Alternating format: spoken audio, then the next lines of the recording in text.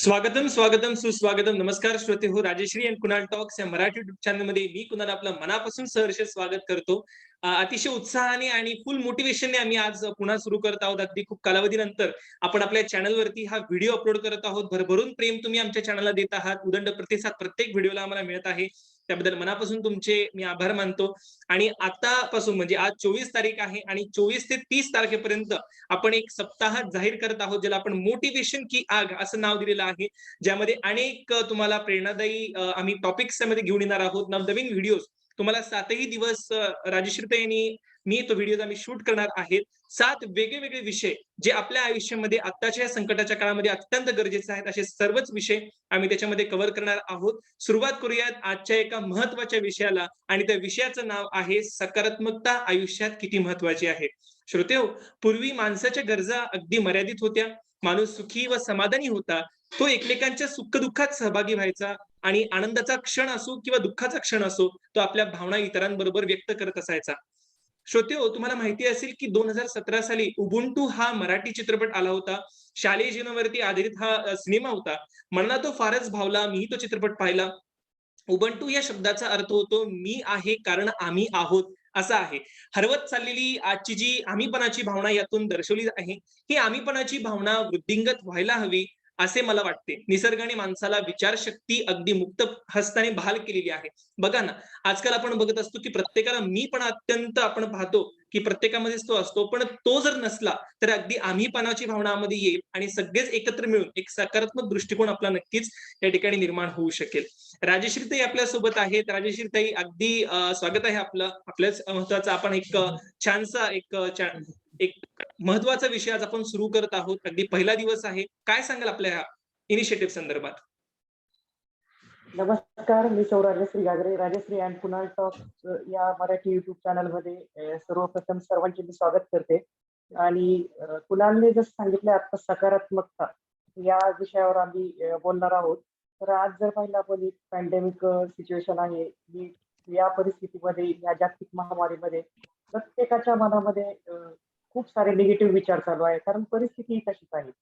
बऱ्याच जणांच्या नात्यामध्ये जवळचं कोण ना कोण पॉझिटिव्ह ऐकलं, मग नंतर पुढचं स्कोर किती येईल, काय होईल, या सगळ्या चिंता, बेड मिळेल का, रेमडेसिवीर मिळेल का, या सगळ्या चिंतेने नकळत नकारात्मकता आलेली. कारण नकारात्मकता, निगेटिव्हिटी कुणीही ठरवून घेत नसतं. प्रत्येकाला वाटतं मी पॉझिटिव्ह राहावं. मग आपण या परिस्थितीमध्ये पॉझिटिव्ह राहण्यासाठी काय काय करायचं आहे, या छोट्या छोट्या टिप्स आम्ही आज सांगणार आहोत.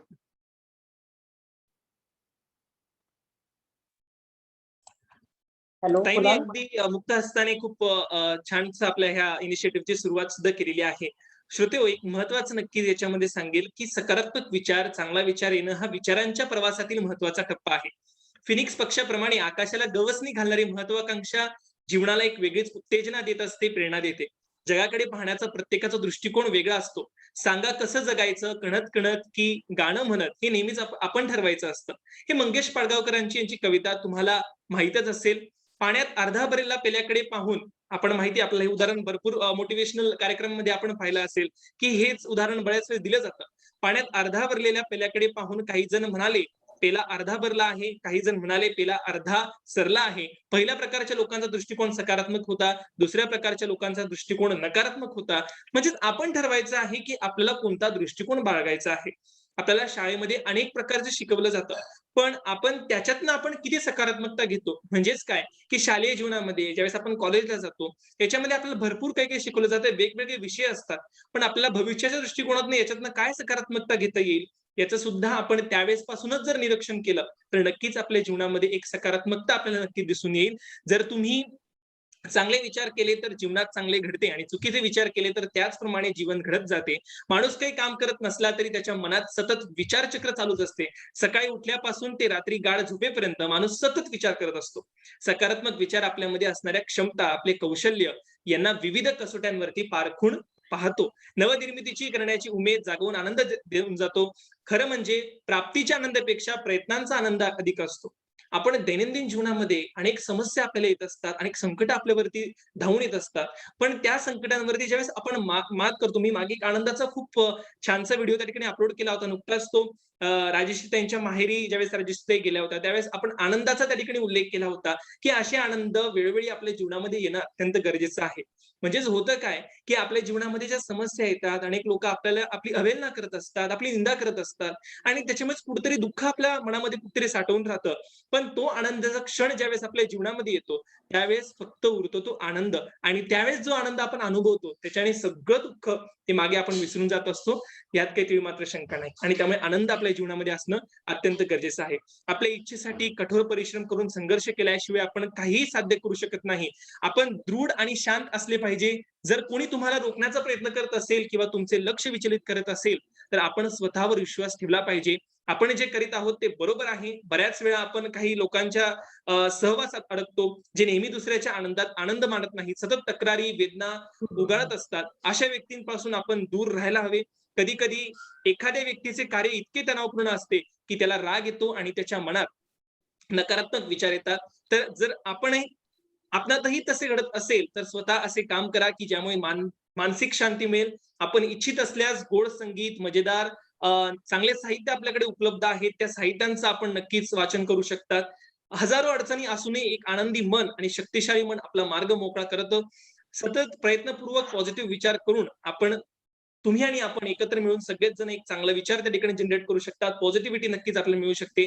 मात्र त्यासाठी नेहमी पॉझिटिव्ह थिंकिंग अथवा सकारात्मक विचार कसे करायचे हे तुम्हाला माहीत असायला हवे.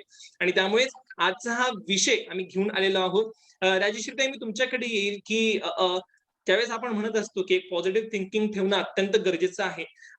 तर माझा पहिला प्रश्न याच्यामध्ये नक्कीच तुम्हाला असेल, की दैनंदिन जीवनामध्ये अनेक अडचणी आपल्या समोर येत असतात. तर त्याच्यामध्ये आपल्याकडे 2 पैलू असतात. एक तर नकारात्मक विचार करून आपण त्या अडचणींचा स्वीकार करतो, नाहीतर सकारात्मक विचाराने आपण त्या अडचणीवर कसे मात करायचे याच्यावरती विचार करायला लागतो.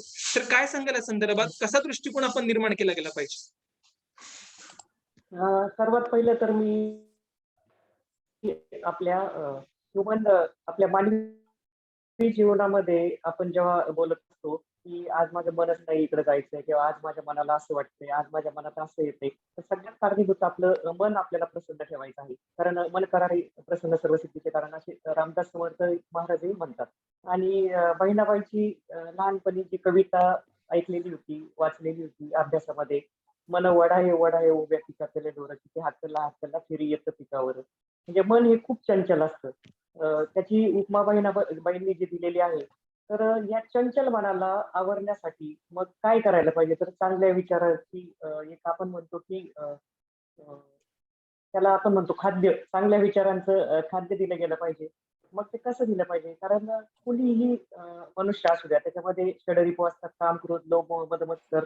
त्यानुसार माणसाच्या मनामध्ये तसे-तसे विचार येत असतात. कुणीही जाणून बुजून निगेटिव्ह विचार स्वतःच्या मनात कॅरी करत नाही. पण परिस्थिती जशी निर्माण होते त्याप्रमाणे तसं घडत असतं. कारण माणसाच्या मनामध्ये 24 तासामध्ये 60,000 ते 70,000 विचार येऊन जातात आणि त्यापैकी बरेच म्हणजे जवळ-जवळ 80-90% विचार हे निगेटिव्ह असतात. मग निगेटिव्ह विचार पॉझिटिव्ह विचारामध्ये करणं हे खूप मोठं टास्क असतं तसं. जसं तुकाराम महाराज म्हणतात, की "रात्रंदिन आम्हा युद्धाचा प्रसंग." म्हणजे आपल्या मनाशीच आपल्याला युद्ध करायचं असतं, की हे निगेटिव्ह विचार पॉझिटिव्ह विचारामध्ये सकारात्मक विचारामध्ये आपल्याला परावर्तित करायचे असतात. मग त्यासाठी काय करायचं? मग असं आपण सांगतो सगळे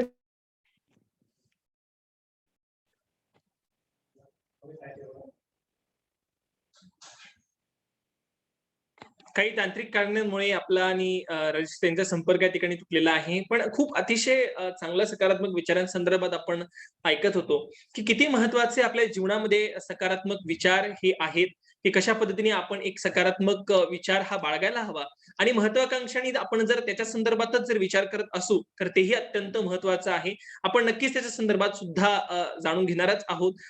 एक खूप छान त्या ठिकाणी सांगितलेलं आहे, की सॉक्रेट्स नावाचे एक खूप बुद्धिमान व्यक्ती होते ग्रीसमधले आणि त्यांच्याकडे एक व्यक्ती आले आणि ते म्हणाले, की एक थोडंसं इंग्लिशमध्ये त्या ठिकाणी नक्कीच सांगेल, की "sir how can I accomplish the transformation of my life?" म्हणजे मी जीवनामध्ये परिवर्तन कसं करू शकतो? माझ्या जीवनामध्ये मी यश प्राप्ती कशी करू शकतो?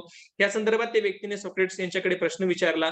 त्यावेळेस सॉक्रेट्स यांनी उत्तर देण्याऐवजी त्यांना नदीकडे घेऊन गेले आणि नदीच्या अगदी मध्यवर्ती भागामध्ये ते दोघी जण गेले आणि त्यावेळेस सॉक्रेट्स यांनी एक पाण्यामध्ये डुबकी लावली आणि त्या व्यक्तीलाही तसंच करायला लावलं. आणि ज्यावेळेस तो व्यक्ती पाण्याखाली गेला, सॉक्रेटिस यांनी त्यांचा हात त्या व्यक्तीच्या डोक्यावरती ठेवला आणि त्याला बाहेर येण्यापासून त्यांनी प्रवृत्त केलं.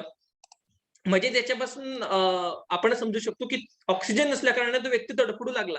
त्याचा जीव गुदमरायला लागला, त्याचा हातपाय आपटू लागला आणि पाण्यामध्ये असल्या कारणाने त्याचा जीव अगदी कासावीस झाला आणि त्यांनी कसं तरी वरती यायचा प्रयत्न करत होता. सॉक्रेटिस यांचा हात बाहेर फेकायचा प्रयत्न करत होता. पण सॉक्रेटिस अगदी पूर्ण ताकदीने त्यांनी त्या व्यक्तीचं जे डोकं आहे ते पाण्याखालीच दाबलं आणि काही वेळाने त्यांनी ते वरती आणलं आणि त्यावेळेस तो व्यक्ती म्हणाला, की "अगदी तुम्ही एक क्षण जरी अजून माझ्या डोक्यावरचा हात काढला नसता, तर माझा इथंच मृत्यू झाला असता."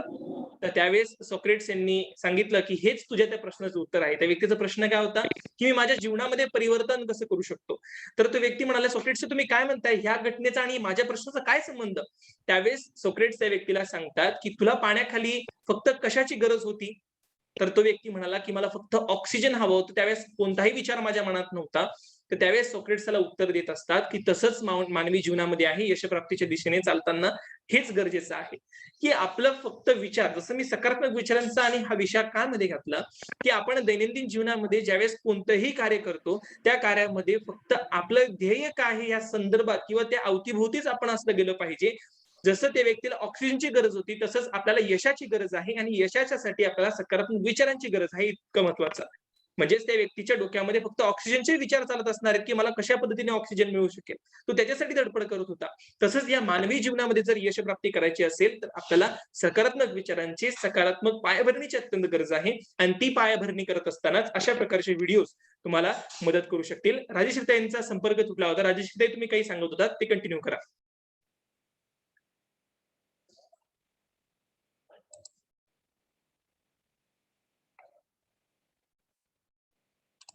राजश्री माझा आवाज पोहोचतोय तुमच्यापर्यंत?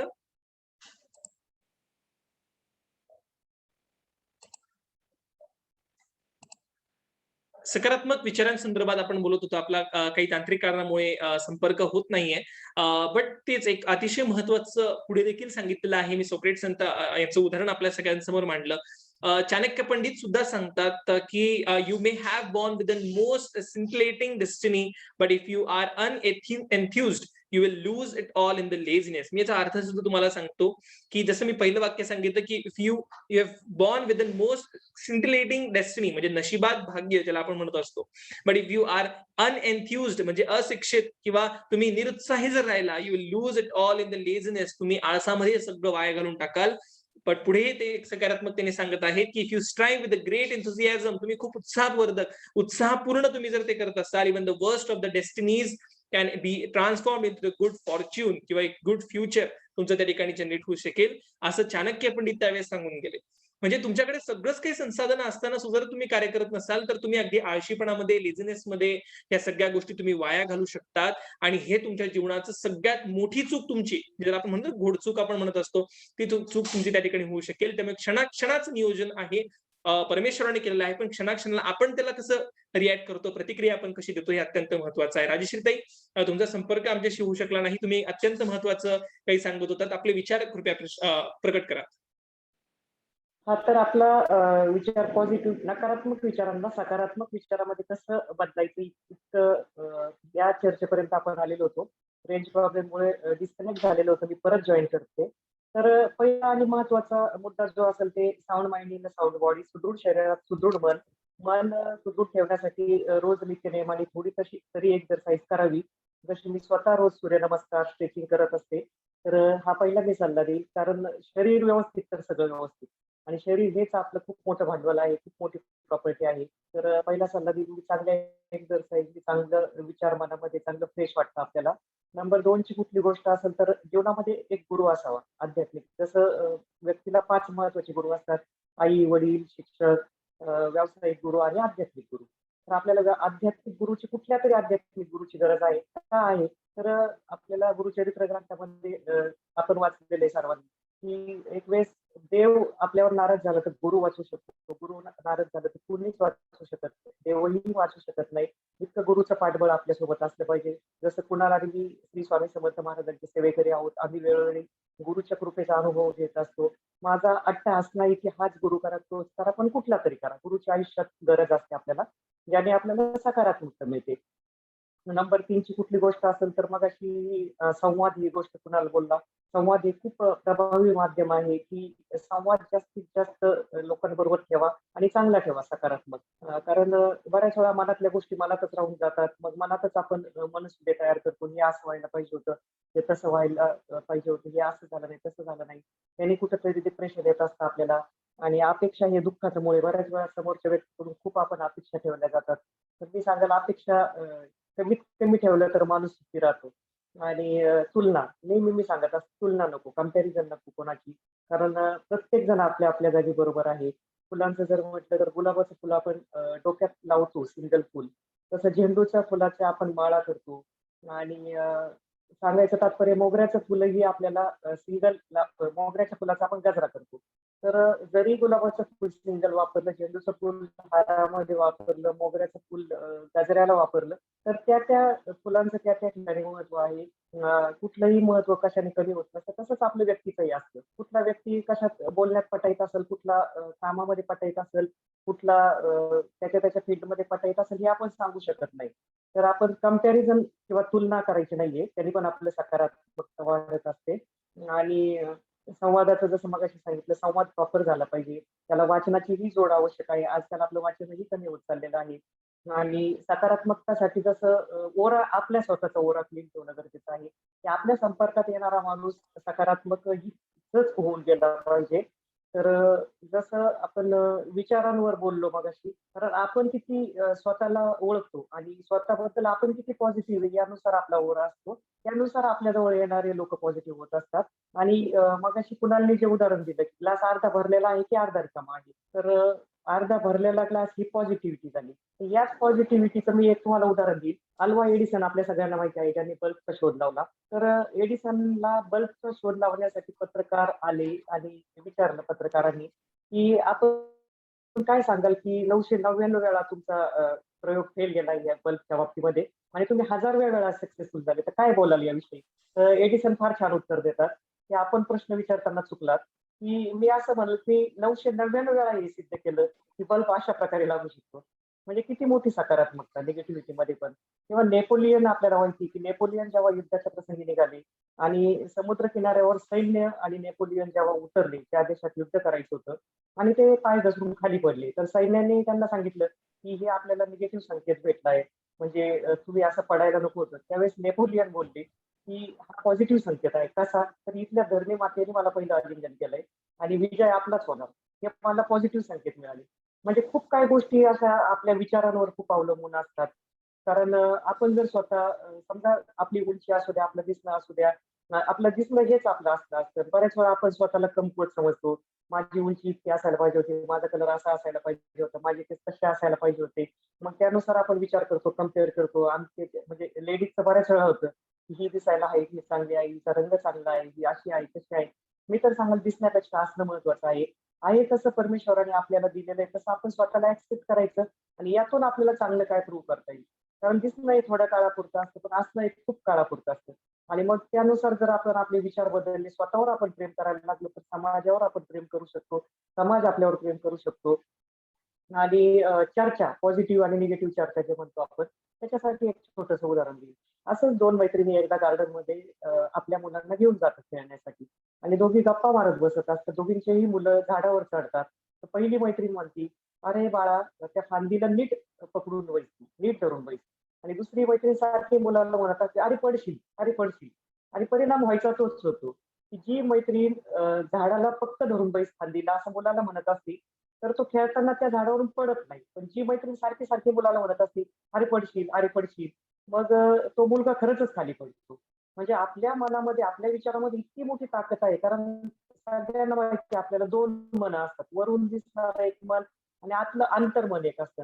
आणि त्या अंतर्मनाला सबकॉन्शियस माइंडला आपण जे सिग्नल देतो तसंच घडत असतं. त्यामध्ये आपली बिलीफ सिस्टम काम करत असते. मग बिलीफ सिस्टमला आपल्याला पॉझिटिव्हच सिग्नल द्यायचे असतात. मला बऱ्याच वेळा लेडीज विचारतात, की तुम्ही खूप आम्हाला म्हणजे आनंदी वाटता बऱ्याच वेळा. तर आनंदी ठेवणं हे कोणाच्या दुसऱ्याच्या हातात नसून आपल्या स्वतःच्या हातात आहे.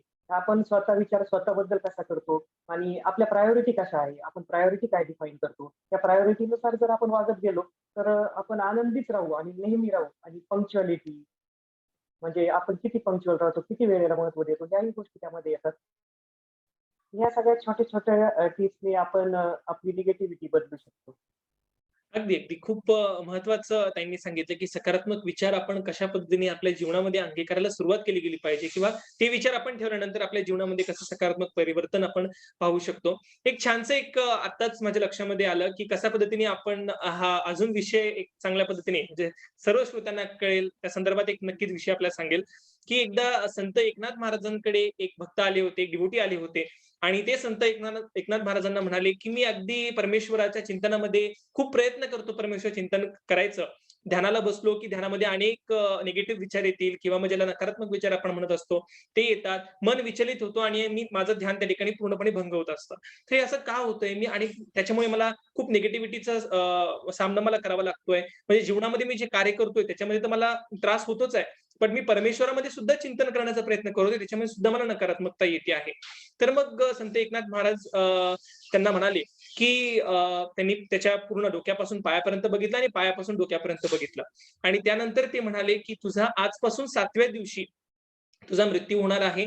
तो माणूस अगदी दचकला, तो खूप घाबरला आणि तो म्हणाला, की संत खूप त्रिकालदर्शी आहे, त्यांना सगळंच माहिती आहे आणि त्यामुळे ते म्हणाले, की "महाराज काहीतरी उपाय सांगा, मी काय करू आता?" तर त्यावेळेस संत एकनाथ महाराज त्यांना म्हणाले, की "तू आजपासून 7 दिवस पूर्ण जगायचा प्रयत्न कर. जे काही सगळे अडथळे आहेत त्यांना सगळं दूर सार आणि मग 7व्या दिवशी माझ्याकडे ये. त्यावेळेस आपण बघू काय करता येईल." तो व्यक्ती 7व्या दिवस मी मरणार आहे किंवा माझा मृत्यू येणार आहे, हे ज्यावेळेस ते डोक्यात आलं, तर त्यावेळेस तो अगदी त्याच्यामध्ये परिवर्तन पाहायला मिळालं. तो पहिल्याच दिवसापासून कोणत्याही व्यक्ती मला काय सांगताय, माझ्याबद्दल ते काय बोलतायत, माझी काय निंदा करतायत, ह्यापेक्षा विचार करण्यापेक्षा तो इतरांबद्दल काय विचार करतोय, तो इतरांशी कशा पद्धतीने वागू शकतो या संदर्भात विचार करायला लागला. तो आता त्याच्या बायकोसोबत भांडणं त्यांनी सोडलं. अगदी मुलांना तो चांगल्या पद्धतीने सांगू लागला. आपल्या मित्रपरिवाराबद्दल तो चांगला त्या ठिकाणी बोलू लागला. सकारात्मक विचार तो बाळगायला लागला. जे काही सगळं त्याचा व्यवसाय होता, तो 100% डेडिकेशन त्याच्यामध्ये कार्य करू लागला आणि याच्यामुळे काय झालं, की त्याच्या जे जीवन आहे ते अगदी सकारात्मकतेने भरलं आणि ज्यावेळेस तो परमेश्वराच्या चिंतनाला बघा ना, की मग ज्यावेळेस व्यक्तीचा अंत जवळ येत असतो, त्यावेळेस त्याला सगळ्या गोष्टी सुचत असतात आणि तसंच त्या व्यक्तीच्या बाबतीमध्ये घडायला लागलं. त्यांनी त्यावेळेस परमेश्वराच्या चिंतनामध्ये ज्यावेळेस तो बसला, त्यावेळेस सगळे नकारात्मक विचार त्या ठिकाणी नाहीसे झाले होते. दैनंदिन जीवनातला जो व्याप होता, तो नाहीसा झाला होता आणि त्यामुळे तो व्यक्ती अगदी आता वेगळं परिवर्तन त्याच्यामध्ये दिसायला लागलं होतं. तो 7व्या दिवशी संत एकनाथ महाराजांकडे परत आला आणि त्यावेळेस तो म्हणाला, की अ, ते सॉरी संत एकनाथ महाराजांनी त्याला विचारलं, की "तुला आता कशा पद्धतीने वाटतंय? काय परिवर्तन जाणवतंय?" त्यावेळेस तो म्हणाला, की "माझा अंत जवळ आलेला आहे किंवा तुम्ही मला सांगितलंत, की 7व्या दिवशी माझा मृत्यू होणार आहे. त्यामुळे आता मला कशाचेच काही त्रास होत नाहीये. परमेश्वराच्या चिंतनामध्ये माझं लक्ष लागतंय. कार्य मी अगदी 100% डेडिकेशननी करतोय. यशाच्या दिशेने माझी वाटचाल सुरू झाली असं मला वाटतंय. पण आता माझा अंत जवळ आलाय त्याची फार खंत आहे. बस तेवढंच. असं ज्यावेळेस ते संत एकनाथ महाराजांना सांगतात, तर संत एकनाथ महाराज त्यांना सांगतात, की "तुझा मृत्यू आता आलेला नव्हता. मी जस्ट तुला तुझं परिवर्तन करण्यासाठी हे सांगितलं होतं." आणि त्यावेळेस तो व्यक्ती अगदी आनंदित होऊन त्या ठिकाणी संत एकनाथ महाराजांना सांगतो, "मी आजपासून जसं आता वागत होतो हे 7 दिवस जसं मी जगलो, तसंच मी यापुढे सुद्धा जगणार आहे." असे सकारात्मक विचार आपलं बाळगण्याची गरज आहे. बघा ना श्रोतेहो, परमेश्वरांनी आपल्याला खूप चांगली चिन्ह ह्या विषयामध्ये दिलेली आहेत. बघा युवा अवस्थेमध्ये आपल्याकडे खूप एनर्जी असते, आपल्याकडे वेळही असतो, पण आपल्याकडे पैसा नसतो. त्यामुळे आपण बरेचसे जण त्याची खंत बाळगत असतात, की माझ्याकडे पैसा नाहीये, मग मी काय करू? त्यानंतर मग तो मध्यम म्हणजे जे नोकरी पेशाचे व्यक्ती असतात किंवा जे उद्योग करत असतात, ते त्या ठिकाणी त्यांच्याकडे पैसाही असतो, त्यांच्याकडे एनर्जीही असते, पण त्यांच्याकडे त्या ठिकाणी वेळ नसतो. त्यामुळे त्याची ते खंत बाळगत असतात, की माझ्याकडे आता वेळ नाहीये. आणि त्यानंतर जे वृद्धावस्थेमध्ये येतात, त्यावेळेस ज्यावेळेस त्यांच्याकडे पैसाही आहे, वेळही आहे, बट त्यावेळेस त्यांच्याकडे एनर्जी नसते आणि ते त्यावेळेस खंत बाळगत असतात. त्यामुळे ना आपण युवावस्थेत जगलो, ना आपण ज्यावेळेस नोकरी करत होतो, आपल्याला ज्यावेळेस खऱ्या अर्थाने जगायचा पिरियड होता, त्यावेळेस जगलो नाही आणि वृद्धावस्थेत ज्यावेळेस जगायची वेळ आली, त्यावेळेस आपल्याकडे एनर्जी राहिली नाही. कुठेही आपण त्या ठिकाणी पूर्ण जीवनाचा आपण आनंद घेऊ शकलो नाही. त्यामुळे सकारात्मकतेने बघा किती छान सांगितलेलं आहे, की डिव्हाइन एक्सपिरियन्स म्हणजेच आध्यात्मिक बुद्धी जर तुम्हाला असेल, तर ह्या सगळ्या गोष्टी अगदी पूर्वीपासून आपल्या लक्षात येतात. तर आपण ह्या सगळ्या पद्धतीचे विचार आपल्यामध्ये अंगीकरण अत्यंत गरजेचं आहे. जे आता आहे, म्हणजे आज युवा अवस्थेमध्ये जे काही माझे युवा मित्र या ठिकाणी ऐकत असतील, तर त्यांना एकच सांगणं असेल, की आज तुमच्याकडे वेळ आहे. तुमच्याकडे आज एनर्जी सुद्धा आहे, तर त्याचा वापर करा. जरी आज तुमच्याकडे फायनान्शियल तुमचं फ्रीडम नसेल, पण तरी सुद्धा तुम्ही एनर्जी आणि टाईमचा वापर अगदी सदुपयोगाने जर केला, चांगला सदुपयोगाचा जर केला, तर माझ्या मताने लवकरच तुम्हाला पैसाही मिळेल, आनंदही मिळेल आणि चांगल्याच पद्धतीचा मार्ग तुम्ही त्या ठिकाणी नक्कीच घेऊ शकतात. अगदी चांगला विचार एवढाच याच्यामधनं नक्कीच सांगायचा होता. आजचा आपला पहिला दिवस आणि सकारात्मक विचार कसे असायला हवे या संदर्भात आपण जाणून घेतलं. राजश्रीताई, काही अंतिम 2-3 पॉइंट्स तुम्हाला सांगायचे असतील? अगदी आपले 13 मिनिटं आता शिल्लक आहेत आणि कारण आपण डेली 40 मिनिटांचं सेशन असे 7 दिवस सलग आपण घेणार आहोत. तर ताई काय सांगाल? तर आता प्रामुख्याने आपण डिप्रेशनच्या विषयाकडे येऊ, की डिप्रेशन नेमकं कशाने होतं? तर पहिला मुद्दा बऱ्याच वेळा असा असतो, की भूतकाळात, गतकाळात होऊन गेलेल्या चुकांबद्दल माणूस पश्चाताप करत असतो, मनाला खात असतो बऱ्याच वेळा. तर मी आज सर्व श्रोत्यांना सांगू इच्छिते, की मनुष्य स्वभाव आहे हा. कुणीही जाणून-बुजून चुका करत नसतं. कारण अब्राहम लिंकनचं एक वाक्य मला फार भावलेलं आहे, की कुठलाही व्यक्ती हा जन्मतः गुन्हेगार नसतो. परिस्थिती व्यक्तीला गुन्हेगार बनवते. मग इन द सेन्स गुन्हे म्हणजे मोठ्या प्रकारचेच गुन्हे नाही होऊ शकत आपण म्हणू, की जे काही चुका झालेल्या असेल भूतकाळामध्ये, पास्टमध्ये, तर त्याचं सारखं चिंतन, सारखं जर डोक्यात ठेवलं, तर त्याचा परिणाम सध्याच्या परिस्थितीवर, वर्तमानावर होत असतो आणि वर्तमानाचाच परिणाम परत भविष्यामध्ये कॅरी होत असतो. तर मी आज सगळ्यांना विनंती करून सांगेन, की चुका सगळ्यांकडून होतात. आपण चुकतो म्हणजे काहीतरी करतो. हे आपण प्रूव्ह करतो. कारण जो चुकत नाही तो काहीच करत नाही. तर आपण चुकतोय, आपण काहीतरी चांगलं करतोय आणि त्या निमित्ताने त्या चुका जर आपण कॅरी केल्या पास्टमधल्या, तर त्याच्याने आपल्याला त्रास होतो आणि निगेटिव्हिटी येत असते. आणि वर्तमानाकडं पाहून आपल्याला वर्तमानाचा प्रत्येक क्षण जगायचा असतो. मग मी उद्या करल, कधी करल. आपण सगळ्यांनी एक मूव्ही पाहिलेली आहे बघा, जिंदगी ना मिलेगी दोबारा. तर त्यामध्ये ज्यावेळेस तो हिरो म्हणतो, की मी 40 वयाच्या 40 नंतर मी रिटायरमेंट घेणार, मी हे करणार, ते करणार. मग त्यावेळेस ती हिरोईन प्रश्न विचारते, की "तू 40 पर्यंत जगणार आहे का? तुला माहिती आहे का तुझं वय किती आहे? आणि त्याच्या आधी जर तू गेला तर?" म्हणजेच उद्याच आपला मृत्यू आहे. मगाशी जसं कुणालने सांगितलं एकनाथ महाराजांचं उदाहरण किंवा आम्ही आध्यात्मिक आहोत, आम्ही स्पिरिच्युअल व्ह्यूने हेही सांगू, की भागवत ग्रंथ जर कोणी वाचलेला असेल, तर त्यामध्ये आहे बघा सांगितलेलं आहे, की मृत्यू आज नंतर 7 दिवसांनी तुझा मृत्यू आहे, हे तू डोळ्यासमोर ठेवून जेव्हा वागशील, त्यावेळी खरं आयुष्य जगशील. की मृत्यू हे अंतिम सत्य आहे आणि आपण ते स्वीकारायलाच तयार नसतो. आणि आपल्या सगळ्यांचा एक ना एक दिवस मृत्यू येणारच आहे. हे जर सत्य ठेवलं तर आपण कधीच, खरंच कधीच कोणाला कोणी दुखावणार नाही, कमी लेखणार नाही आणि वर्तमानामध्ये आपण जगू शकतो. भागवत ग्रंथ हे शिकवतोय आपल्याला किंवा गीताईमध्ये जर आपलं पाहिलं भगवद्गीतेमध्ये, तर मनाची जेव्हा द्विधा अवस्था होती, की अर्जुन आणि श्रीकृष्ण भगवान यांचं जे उदाहरण दिलेलं आहे, की अर्जुनाची नेहमी द्विधा अवस्था होत असते. आपण मग त्यावेळेस भगवान श्रीकृष्ण समजावत असतात, की अर्जुन जेव्हा धनुष्यबाण उचलत नाही, हे माझे, ते माझे, हे तर माझे चुलत भाऊ आहे, मी यांच्याशी युद्ध कसं करू? तर त्यावेळेस भगवान श्रीकृष्ण सांगत असतात, "तू युद्ध नाही करत, तू तुझं कर्म करतोय आणि हे तुझ्याचकडून परमेश्वराला अपेक्षित आहे आणि हे तुला करायचंच आहे. म्हणजे तुझी द्विधा होऊ देऊ नको." आणि ज्यावेळेस द्विधा अवस्था होती माणसाची, त्यावेळेस पण थोडंसं नकारात्मकता येत असते. तर ते एक आपल्याला टाळायचं आहे. आणि भविष्य काळाबद्दल नको तितका विचार. म्हणजे खूप सारे व्यक्ती असे मला पाहायला मिळतात, की आजूबाजूला, की भविष्याच्या योजना त्यांच्या खूप परफेक्ट असतात. अगदी बचत असू द्या, पैशाच्या असू द्या किंवा भविष्यात मला हे करायचं, ते करायचं. बऱ्याच जणांची बकेट लिस्ट मोठी असते. बकेट लिस्ट असलीच पाहिजे. बकेट लिस्ट आपण श्रीदेवीचा पिक्चर जो पाहिलेला आहे, सॉरी माधुरी दीक्षितचा आहे माझ्या मते. तर बकेट लिस्ट आपल्या प्रत्येकाच्या आयुष्यात असणं तेवढी गरजेची आहे. पण त्या बकेट लिस्टसाठी का टाकेटाक करतात काही लोकं, की वर्तमान खराब करतात. आजपासून मी असं सांगेल, की भविष्यासाठी वर्तमान खराब करू नका. कारण एका वाक्यामध्येच मी सांगेल सी बॅक म्हणजे भूतकाळाकडे बघा, सी बॅक म्हणजे पास्ट टेन्सकडे बघा अँड गेट एक्सपिरियन्स. म्हणजे भूतकाळाकडे बघून तुम्ही अनुभव घ्यायचा आहे आणि सी अराउंड म्हणजे प्रेझेंट आपल्या आजूबाजूला पाहून आपण रिॲलिटी चेक करायची असते प्रेझेंटमध्ये आणि सी फॉरवर्ड म्हणजे भविष्याकडे पाहून आपण होप्स घ्यायचे असतात. म्हणजे भविष्यासाठी वर्तमान आपल्याला खराब करायचं नसतो. बऱ्याच वेळा या गोष्टीमुळे ही चालू घडी आपली खराब होऊन जाते. एक-एक क्षण आपल्याला जगायचा आहे आणि तो क्षण आनंदानेच जगायचा आहे. मग आनंदाने जगायचं तर काय करायचं? आपल्याला वाटलं ते करा. समाज आहे, जनता आणि जनार्दन आहे. मग कोण मला याच्यासाठी नाव ठेवतंय, त्याच्यासाठी नाव ठेवतंय, त्याच्यासाठी आपण झुरतो, मनात विचार करतो. आपल्या मनामध्ये इतके सारे विचार आपण कॅरी करत असतो, इतके सारे विचार साचवतो. आता आमच्या इंडस्ट्रियल लँग्वेजमध्ये जर सांगायचं झालं तर 5 एस जेव्हा आपण अप्लाय करतो, तर पहिला येस म्हणजे आपल्या नको असलेल्या गोष्टी आपल्याला काढून टाकायच्या असतात.